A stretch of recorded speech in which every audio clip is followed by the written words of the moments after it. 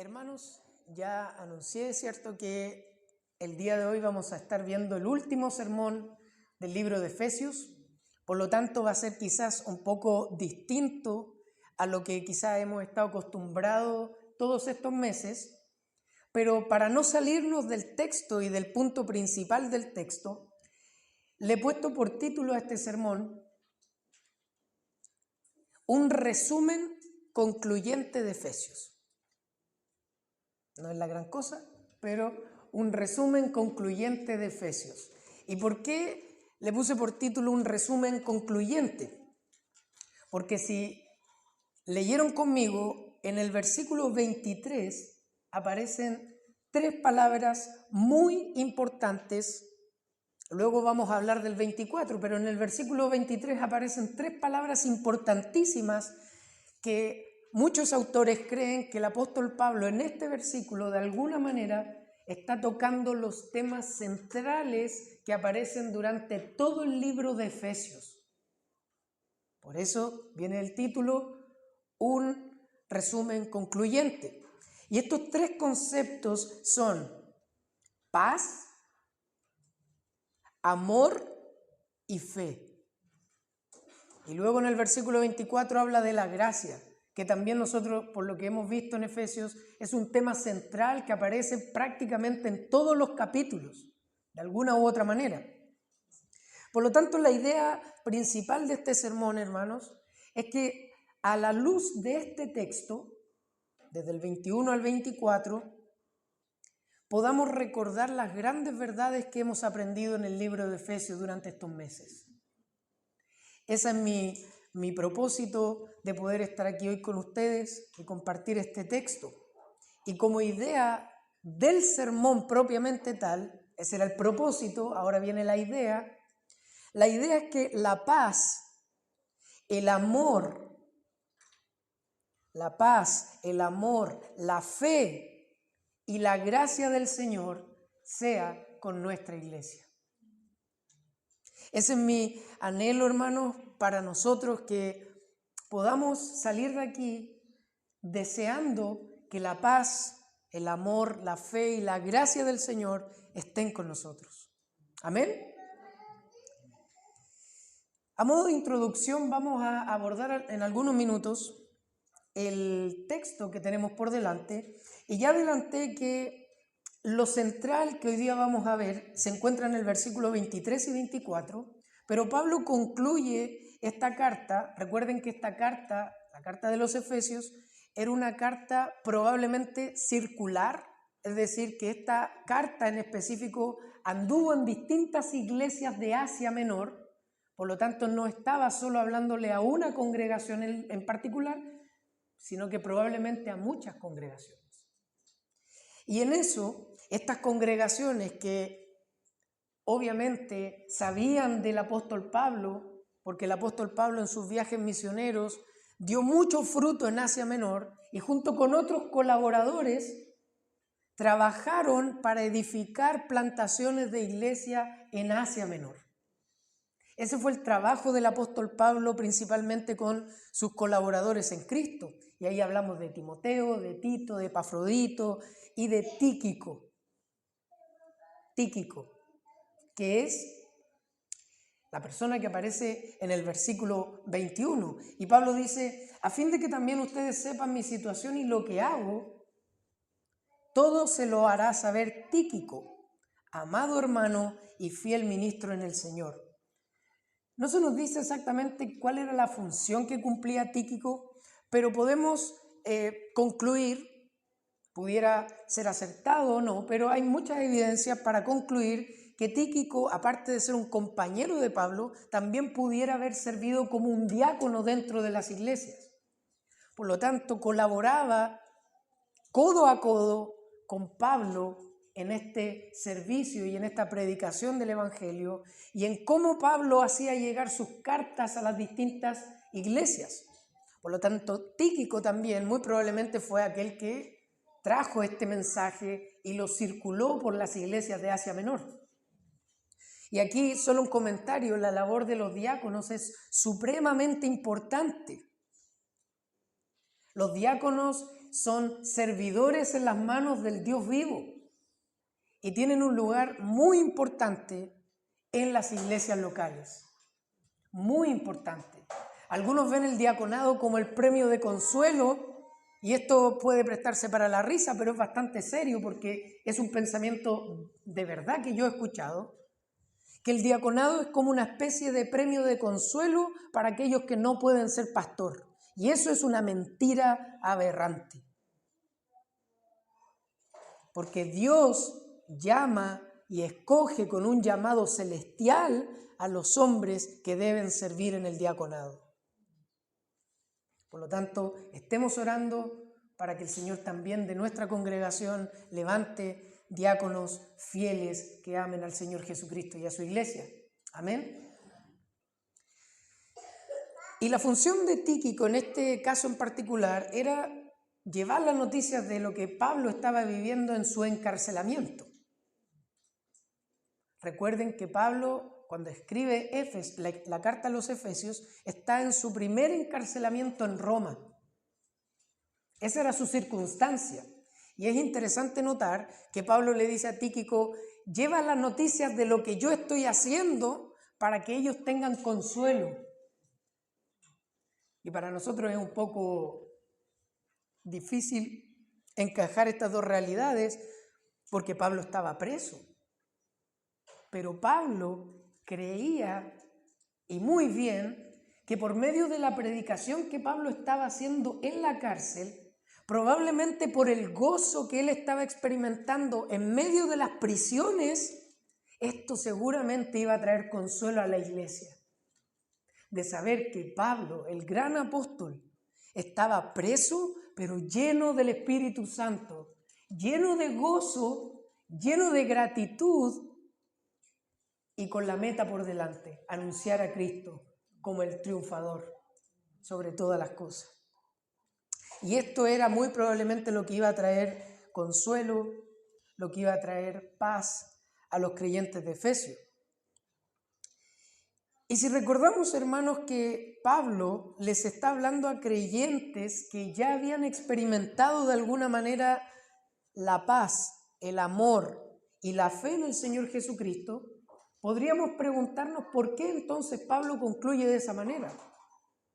Si los creyentes en Efesios ya eran cristianos, seguramente ya habían experimentado paz, ya habían experimentado amor y ya habían experimentado fe.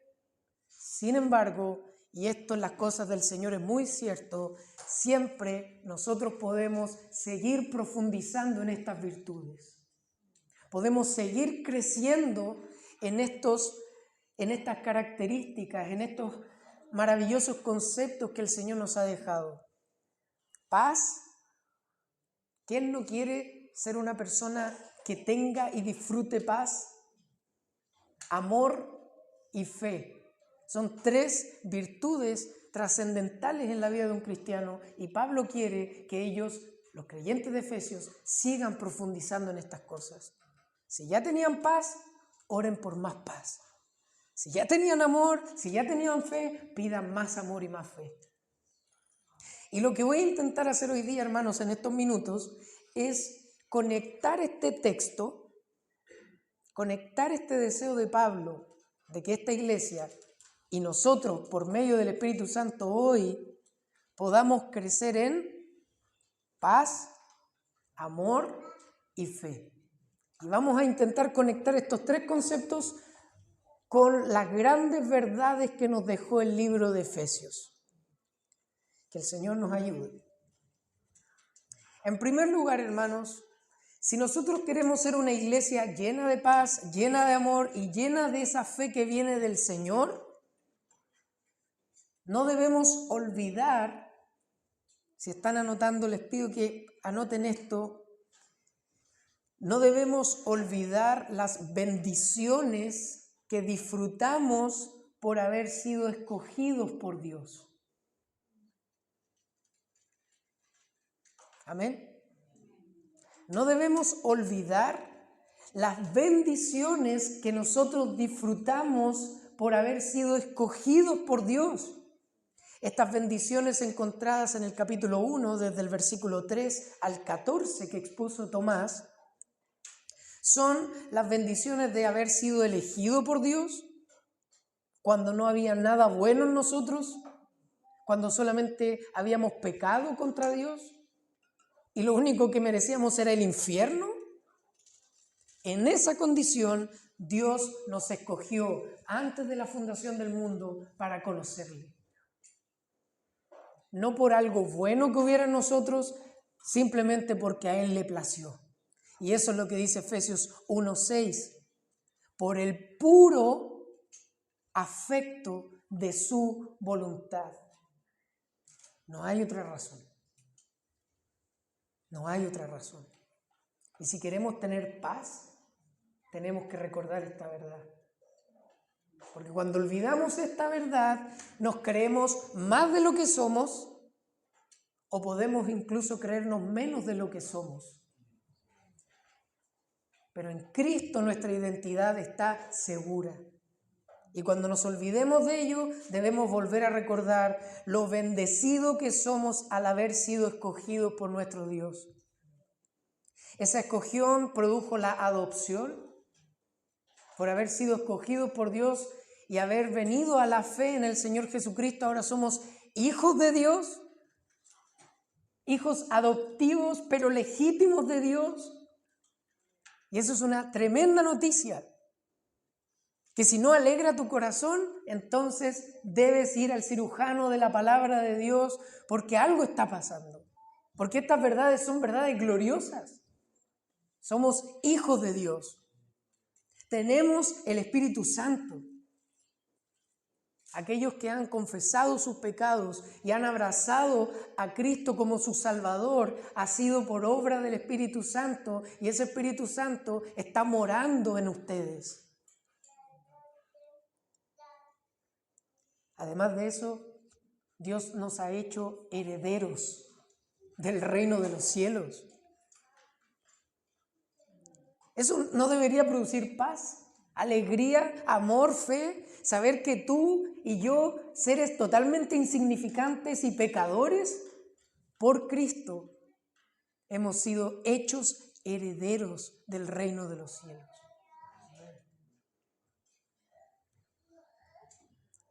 Y todas estas bendiciones, hermanos, no tienen como fin exaltarnos a nosotros, hacernos mejores que los no cristianos, hacernos dentro de nosotros mejores que otros hermanos que están recién dando sus primeros pasos en la fe, de ninguna manera. Porque el único fin de toda la salvación es la exaltación suprema de la gracia de Dios en Cristo. No hay otra razón, hermanos. Y en ese propósito Dios nos escogió, para que nosotros, vasos de barros, inútiles, torpes, pudiéramos mostrar las riquezas de la gracia de Dios mostradas en Cristo Jesús. Por lo tanto, si queremos tener mayor paz en medio de las pruebas, de las tribulaciones, entonces debemos recordar estas infinitas riquezas al estar unidos a Cristo. Si tú estás unido a Cristo, tienes todo esto. Lo tienes. No tienes que ganarlo, ya lo tienes. Ya lo tienes. Si anhelamos gozar de un mayor amor por Cristo y por la iglesia, entonces debo procurar entender lo que Cristo ha hecho por mí y también por mis hermanos. Porque Cristo dio su sangre por los hermanos, dio su sangre por ti. Y si no tienes esto en mente, no vas a tener paz y muy difícilmente vas a tener un amor genuino por la iglesia cuando no tienes en tu mente que Cristo murió por su iglesia. Y el llamado para nosotros también es entonces a mostrar este amor que Cristo tiene por su iglesia. De manera imperfecta, pero debemos trabajar en nuestras almas para que sea de una manera sincera. Imperfecta, pero genuina. ¿Amén? En segundo lugar, Si nosotros deseamos tener una experiencia más real y más sincera de la paz, el amor y la fe que provienen del Señor, entonces no debemos incluir en nuestras oraciones, esta es la segunda verdad que aprendimos del libro de Efesios, no debemos olvidar incluir las oraciones que Pablo hace por los creyentes. No solamente recordar las bendiciones que tenemos en Cristo, sino también incorporar a nuestra vida de oración las oraciones que salen registradas en el libro de Efesios. Estas son en capítulo 1 de Efesios, del 17 al 19, y capítulo 3, del 14 al 19. En la primera oración, Pablo ora para que los creyentes tuvieran un mejor conocimiento de Dios. Y me encanta, hermanos, que la palabra precisa que utilizó el apóstol Pablo cuando habla de un mejor o un mayor conocimiento de Dios, utiliza una palabra que en el idioma original significa un conocimiento más adecuado o un conocimiento más preciso de quién es Dios. Porque podríamos estar conociendo a Dios de una manera imprecisa. Podríamos estar conociendo por medio de libros, de nuestra propia experiencia, de nuestras propias emociones, de una manera distorsionada a Dios. Por lo tanto, Pablo dice, yo oro para que ustedes tengan un conocimiento adecuado, preciso, genuino sobre quién es nuestro Dios.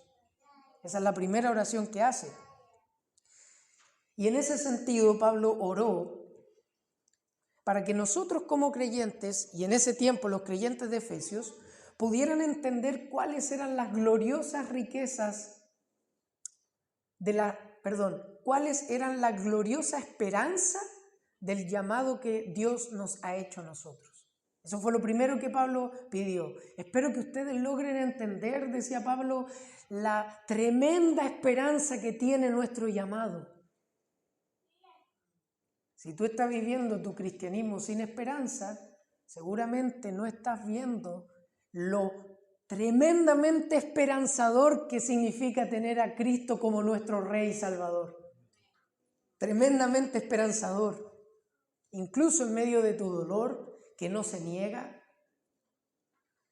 Nosotros no creemos en la aniquilación del dolor, no creemos en la aniquilación de los sufrimientos, sino que creemos que si tú quieres sufrir, pero sufrir bien, tienes que llevar tu sufrimiento a Cristo.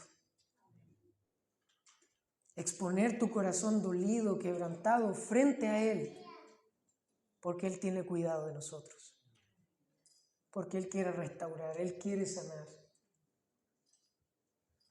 Por lo tanto, hay esperanza para los cristianos. En segundo lugar, Pablo oraba para que entendiéramos las inmensas riquezas de lo que significa estar en Cristo. Y en tercer lugar, para que pudiéramos comprender que el poder que levantó a Cristo de los muertos, ¿qué pasa con eso? Está disponible ahora para nosotros. El mismo poder que hizo que al tercer día Jesús resucitara de entre los muertos está disponible para su iglesia.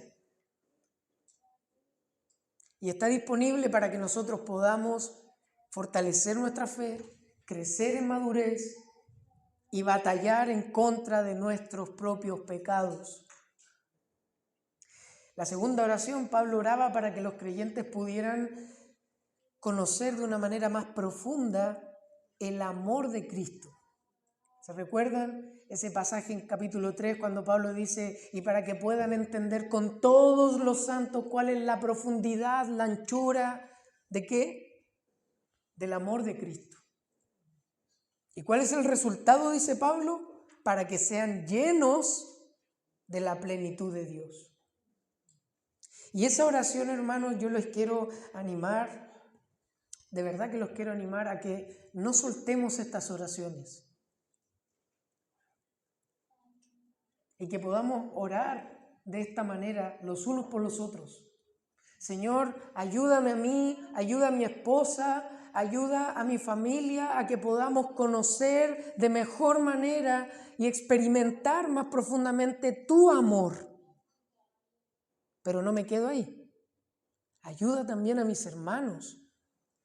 Ayuda también a mis hermanas, con nombre y apellido, para que también ellos puedan experimentar el amor de Dios. Más, hermanos, si tú has experimentado el amor de Dios, hay más por experimentar. Y no estoy hablando de fenómenos paranormales, estoy hablando de una convicción cada vez más profunda, comunicada por el Espíritu Santo a tu espíritu, de que eres amado por Dios. Es esa conciencia, esa experiencia del amor de Dios que inunda tu alma, que inunda tu corazón.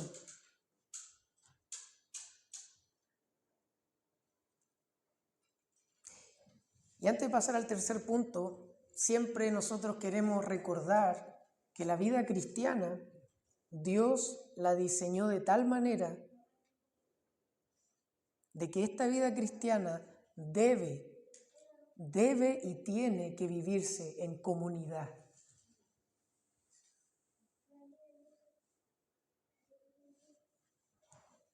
El cristianismo, hermanos, la vida cristiana, más que el cristianismo, la vida cristiana, Dios la diseñó para que se viviera en una comunidad de fe. Y si un creyente, o que dice ser creyente, no tiene una relación verdadera con otros creyentes en el contexto de una iglesia local, puede creer y crecer en muchas cosas, pero probablemente nunca va a poder crecer en su comprensión y en su experiencia del amor de Dios en Cristo. Porque para eso, Pablo dice, con todos los santos. No en tu casa, no en tus doctorados, no en tu experiencia, no en tus habilidades. Con todos los santos tú puedas comprender y experimentar más del amor de Cristo. Por lo tanto, sería sospechoso que alguien dijera ser cristiano y nunca haya experimentado lo que significa estar arraigado en una comunidad de cristianos, que es la iglesia local, la iglesia de Cristo. La tercera verdad que recordamos, hermanos, del libro de Efesios, que nos ayuda a profundizar nuestra conciencia de la paz de Dios, de la fe y del amor, es que podamos tener un mejor entendimiento de lo que significa nuestra salvación. Hablamos de las bendiciones que tenemos en Cristo, hablamos de incorporar las oraciones de Pablo a nuestra vida, pero si tú quieres crecer como cristiano maduro y fervoroso, necesito entender mejor la salvación. ¿De qué Dios me salvó? ¿De dónde viene mi salvación? ¿Y para qué Dios me salvó? En primer lugar, nuestra condición antes de ser salvos. Nuestra condición antes de ser salvos, según Efesios capítulo 2, versículo 1, dice que nosotros estábamos medios muertos en nuestros delitos y pecados. ¿No? Efesios capítulo 2, versículo 1 dice que nosotros estábamos muertos en nuestros delitos y pecados, siguiendo la corrupción de este mundo, obedeciendo al espíritu que opera en este siglo, y éramos hijos de desobediencia igual que los demás, y éramos por naturaleza hijos de ira. Esa era tu condición. Y si tú estás sin Cristo hoy, esa es tu condición. No, pero hermano Mauricio, yo soy una buena persona, solo que no he dado el paso de creer en Cristo. Déjame decirte que a la luz de la Biblia, a la luz de la palabra de Dios, tú no eres una buena persona, tú estás muerto en tus delitos y pecados. La esperanza es que si tú vienes a Cristo, si tú pones tu mirada en Cristo, tú puedes venir a la verdadera vida. Y esta vida es una vida abundante, imperfecta, pero abundante. Imperfecta, pero plena. Imperfecta, pero con mucha esperanza. Y en medio de nuestra imperfección, recordamos que Cristo es fiel para perfeccionar la obra que Él comenzó en nosotros. ¿Amén? Esa era nuestra condición antes de ser salvos. Una vez que el Señor nos salvó, es necesario que nos preguntemos para crecer en nuestra fe, ¿de dónde viene nuestra salvación? Si nosotros estábamos muertos en nuestros delitos y pecados y no podíamos volvernos a la vida por nosotros mismos, a menos que alguien aquí crea que un muerto puede levantarse por su propia cuenta, ¿de dónde proviene la salvación? Versículo 4 del capítulo 2 de Efesios, pero Dios, que es rico en misericordia y por su gran amor con que nos amó, nos dio vida juntamente con Cristo. Y esto no es de ustedes, versículos 7 y 8. Esto es don de Dios. La fe que ustedes tienen es un don de Dios, por lo cual no hay nada de qué jactarse. Y esa verdad es central, no para los reformados. Esa verdad es central para toda la Escritura, para Jesús, para Pablo, para todos sus apóstoles. Y las Escrituras son abundantemente claras para enseñar que la salvación es un don de Dios. ¿Amén? ¿Y el propósito de nuestra salvación? Andar en aquellas obras que Dios creó de antemano para que anduviéramos en ellas.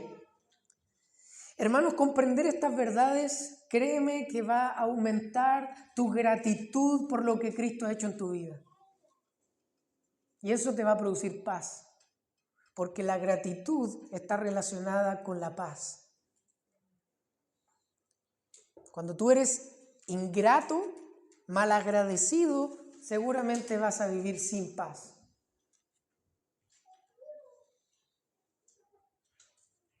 Cuando tú creces en tu comprensión de la salvación, entonces esta comunidad, hermanos, yo incluyendo, vamos a ser más humildes si comprendemos mejor estas verdades.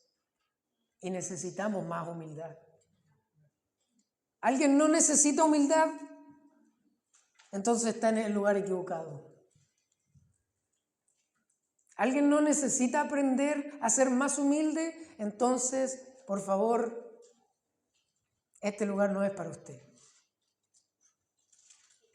Porque aquí todos nosotros necesitamos ser más humildes. Todos nosotros. Y ser humilde no significa andar así. No significa eso. Ser humilde es reconocer tu verdadera condición de necesitado frente a Dios y frente a los demás. Cuando tú no muestras necesidad frente a los demás, muy probablemente tú te estás autoengañando creyendo que no existen necesidades en ti. Y nuevamente, si ese es tu lugar, si tú estás ahora en esa posición, es muy probable que el pecado haya endurecido tu corazón. Muy probablemente el pecado te ha enceguecido, embrutecido totalmente. Entender de dónde nos sacó Dios nos debería. Y ayúdenme en esto, y yo los quiero ayudar a ustedes a ser más humildes. Amén.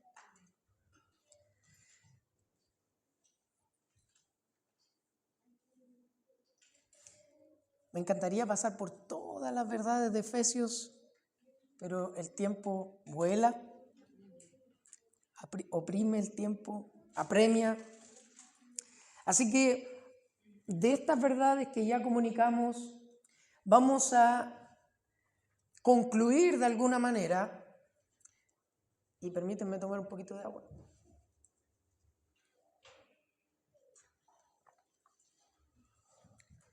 A raíz de todo lo que significan las bendiciones que tenemos en Cristo, las oraciones que ahora incorporamos a nuestra vida y un mejor entendimiento de lo que significa la salvación, desde el capítulo 4, Este entendimiento teológico de estas verdades sublimes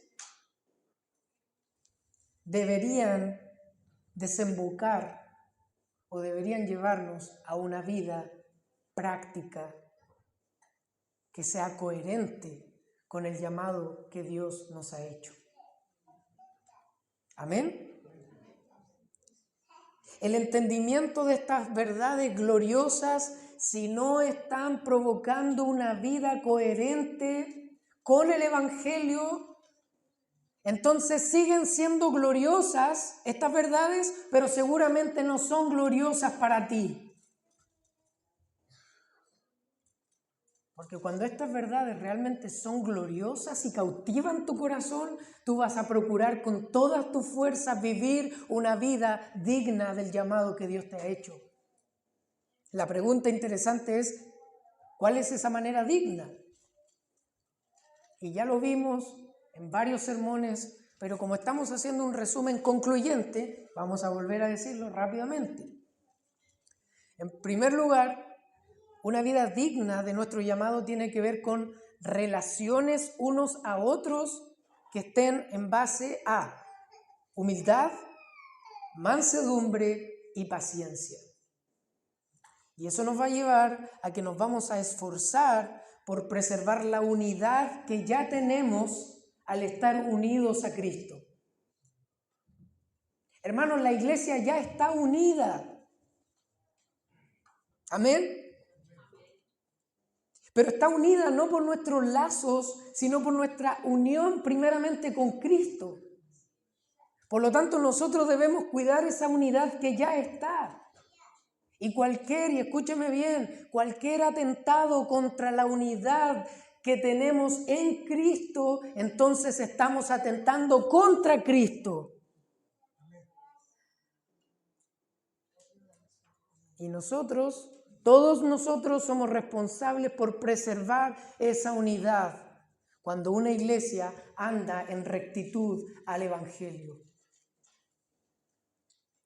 A nosotros se nos cuestiona, a todos los reformadores, desde Lutero para adelante, a todos los de la línea protestante, que nosotros dividimos la iglesia. La iglesia católica sigue siendo una, nosotros somos muchos. Pero hermanos, si la iglesia católica se dividió y nació la iglesia protestante, fue porque la iglesia católica no estaba andando conforme a la verdad del Evangelio. Y cuando una iglesia no anda conforme a la verdad del Evangelio, si no se puede transformar, si no tiene la facultad para transformarla desde arriba, entonces tienes que salir de ahí. Tienes que salir de ahí. Pero si una iglesia procura andar conforme a la verdad de Dios, a la verdad del Evangelio, entonces que atentes contra esa unidad es muy peligroso. Es muy peligroso.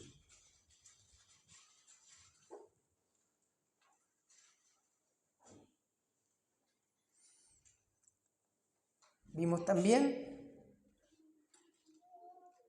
que el Señor Jesús, en su amor, en su misericordia, dio dones a la iglesia.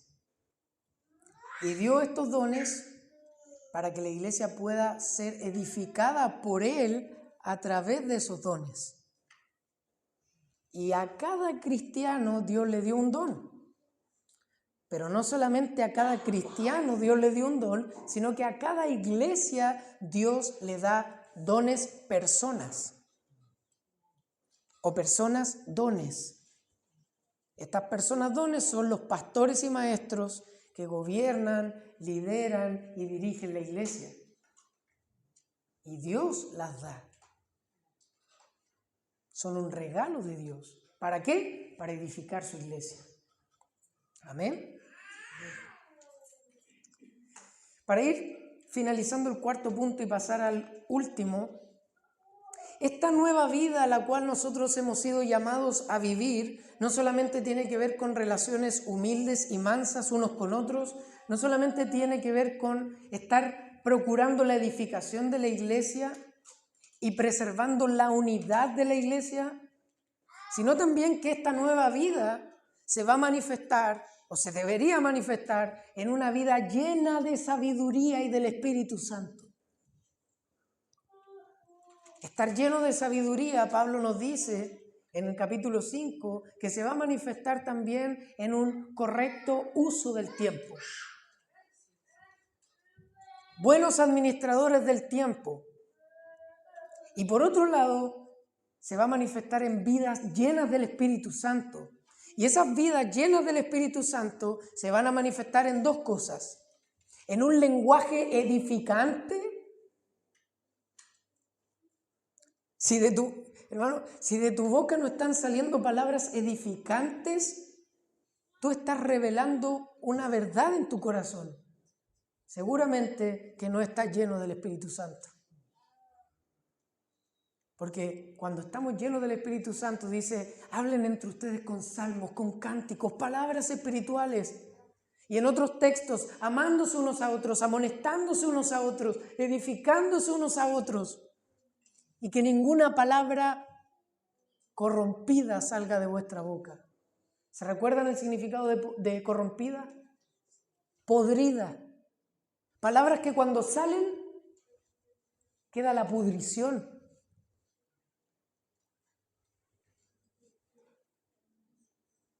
Y vaya que queda con olor a podrido. Un cristiano hablando palabras podridas que pudren a los demás, que quieren pudrir a la iglesia, déjenme sospechar de su cristianismo. Y es mejor que lo tratemos como un no cristiano o como una no cristiana antes de que reconocerlo como cristiano o cristiana cuando su boca está haciendo pudrir a la iglesia. Eso es lo que Pablo dice. Y además de eso, la llenura del Espíritu Santo se va a manifestar en relaciones correctas de sumisión unos con otros. Y esta sumisión se va a ver más claramente en la sumisión que nosotros tenemos con las autoridades que Dios ha puesto delante de nosotros. ¿Se recuerdan? En primer lugar, esposos, amen a sus mujeres como Cristo amó a la iglesia, sacrificadamente, proveyendo, cuidando, sosteniendo, amando tiernamente.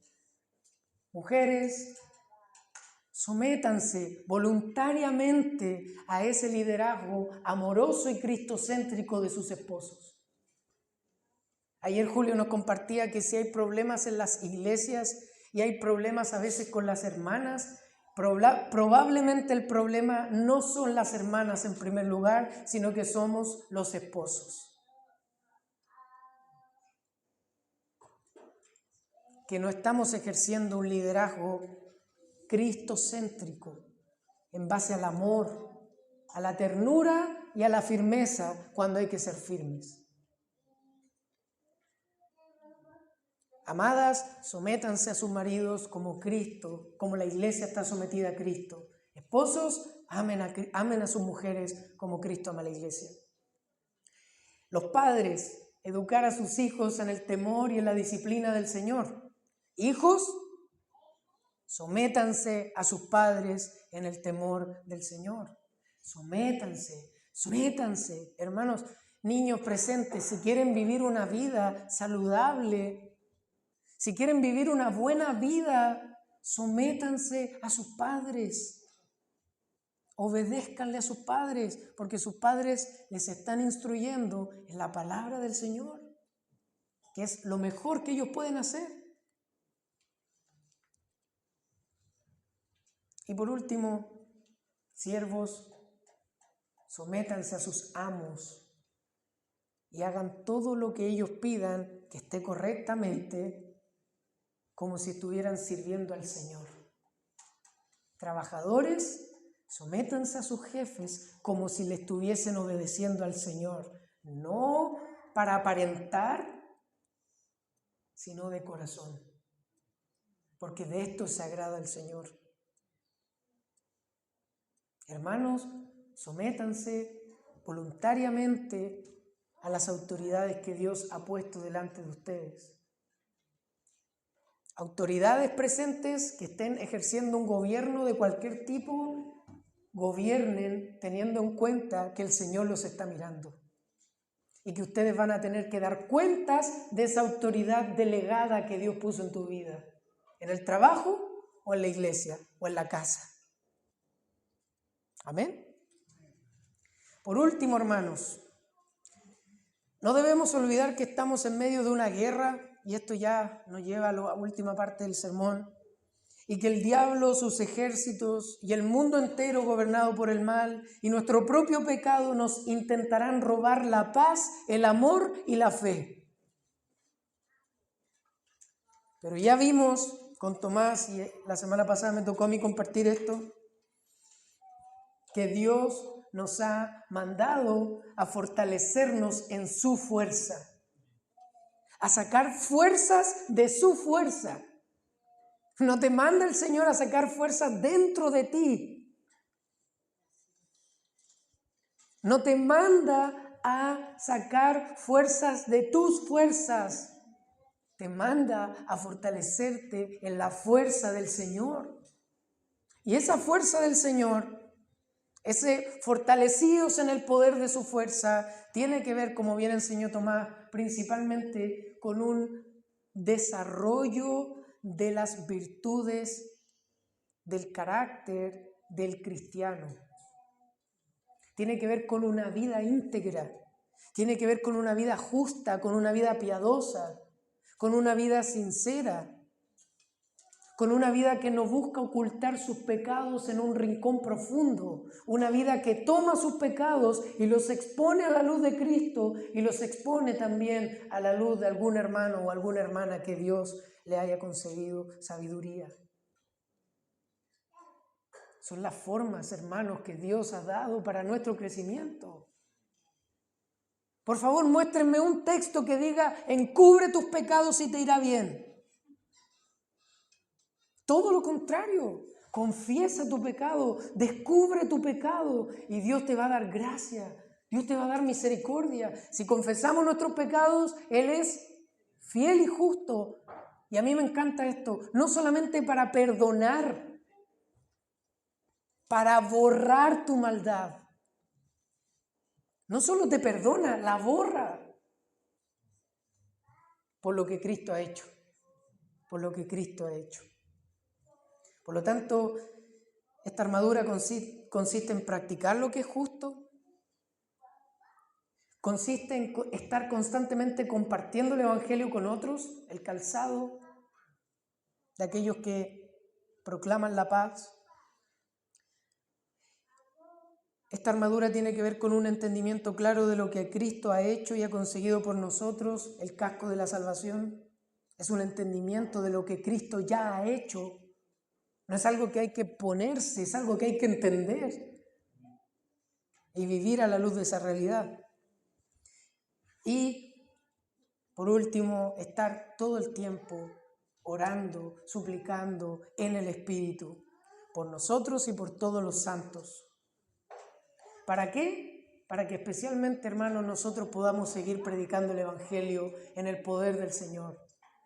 No con palabras de sabiduría humana, no con palabras persuasivas, no con palabras filosóficas, con el simple y puro poder de la palabra de Dios. Porque este es el poder que importa, hermanos, no importa otro poder. Es el poder de Dios manifestado por medio del Espíritu Santo en la proclamación del Evangelio. Y si nosotros queremos ser una iglesia bíblica, saludable, fructífera, debemos orar para que el Evangelio siga avanzando en nuestros corazones, en la iglesia y en las personas que vengan llegando. Amén.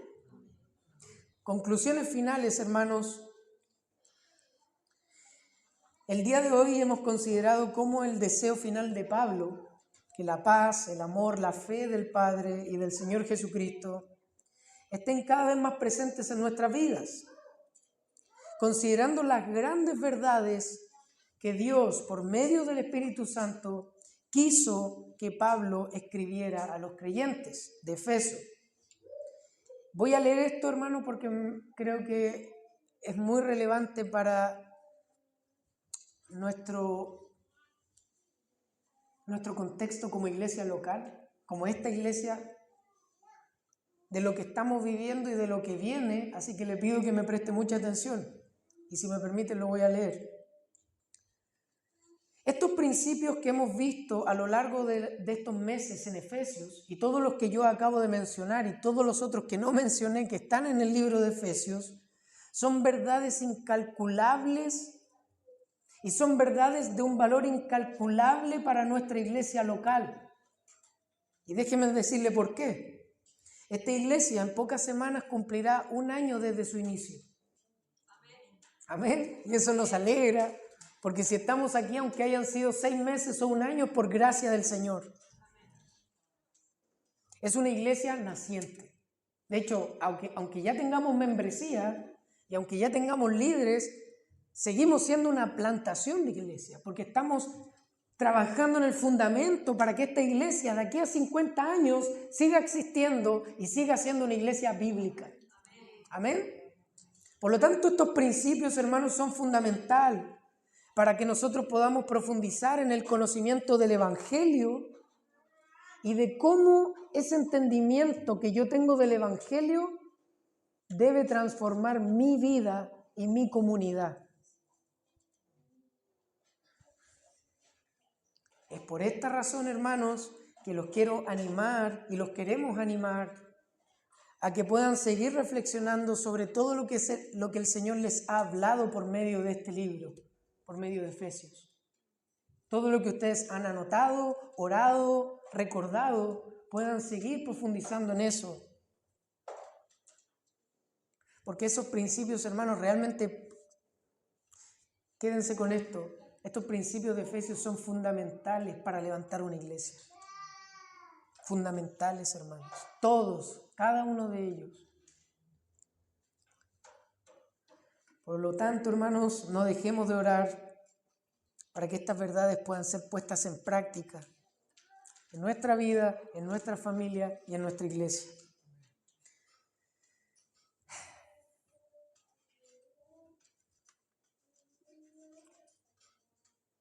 Esto nos ha llevado a reflexionar mucho con Tomás. Esta parte es un poco más, disculpen que no sea una predicación como tal, esta es una parte más reflexiva, pero también es necesaria, del curso que queremos que esta iglesia siga tomando. Todo lleva un curso en la vida, todo. Aunque no sepas que lleva un curso, lleva un curso.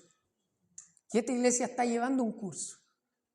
Y nosotros queremos que el curso de esta iglesia sea, y por favor, anótenlo, subrayenlo, el enfoque de esta iglesia, nosotros queremos que a la luz de las Escrituras y de lo que hemos visto en el libro de Efesios, sea una iglesia centrada en el Evangelio y que comienza a relacionarse y a vivir en base a los principios que Dios ha establecido en su palabra, saturado del Evangelio. Principios, ley sin Evangelio es legalismo. Evangelio sin principios es caos. Aquí hay principios y aquí la Escritura nos enseña cómo debemos conducirnos en la casa del Dios viviente que es la iglesia. Y ese es el enfoque que nosotros le queremos dar a los estudios, a las predicaciones, nuestras conversaciones. El día de mañana, cuando tengamos grupos pequeños centrados en el Evangelio, que se mueven en los principios del Evangelio. Y eso es lo que nosotros les queremos pedir a ustedes, que todos trabajemos para esto, hermanos. Que todos pongamos nuestra parte para que esta sea una iglesia verdaderamente bíblica. Centralidad del Evangelio en todo, pero cómo ese Evangelio me marca los pasos que tengo que seguir. Cómo ese Evangelio me enseña cómo debo moverme en la iglesia y fuera de la iglesia. ¿Están dispuestos a trabajar en esto, hermanos? Amén. ¿Quieren trabajar en esto? Amén. Y con ese fin en mente, entonces, Termino con las palabras del apóstol Pablo. Este es el deseo del Señor y nuestro deseo para cada uno de ustedes. Que la gracia del Señor sea con todos los que aman a nuestro Señor Jesucristo con un amor incorruptible. Ese es mi deseo, es el corazón de Tomás, el corazón de Dios. Que la gracia del Señor sea con todos aquellos que aman genuinamente a Jesucristo.